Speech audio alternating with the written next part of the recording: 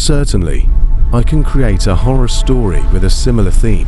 Late one stormy night, I found myself driving down a desolate country road, rain pounding on the roof of my car.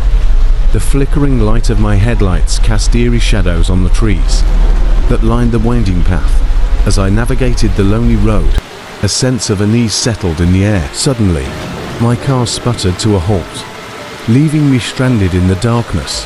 I tried to restart the engine, but it refused to respond.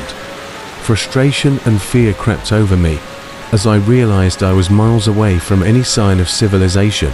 Desperate for help, I noticed a dim light in the distance. Squinting through the rain, I saw an old house tucked away in the woods, with no other options. I trudged toward it, the wet leaves crunching beneath my shoes. The house seemed abandoned, yet an inviting glow emanated from its windows. Hesitant, but with no alternative, I knocked on the creaky door. The sound echoed through the empty halls, and to my surprise, the door swung open with an eerie creak. Inside, the atmosphere was heavy, and an unsettling silence hung in the air. Flickering candles illuminated a grand staircase leading to the upper floors. As I ascended, the air grew colder, and whispers echoed through the empty halls. Reaching the top, I found a door slightly ajar. Pushing it open, I discovered a room bathed in an otherworldly light. In the center stood an ancient mirror, reflecting a figure that wasn't my own. Fear gripped me as the mirror showed scenes of a bygone era.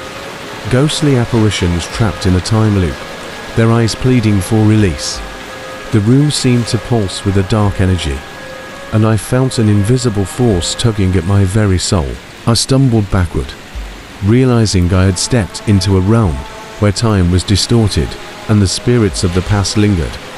Whispers turned into anguished cries, and shadows danced on the walls. In a panic, I raced down the staircase, the echoes of tormented souls reverberating in my ears as I burst out of the front door.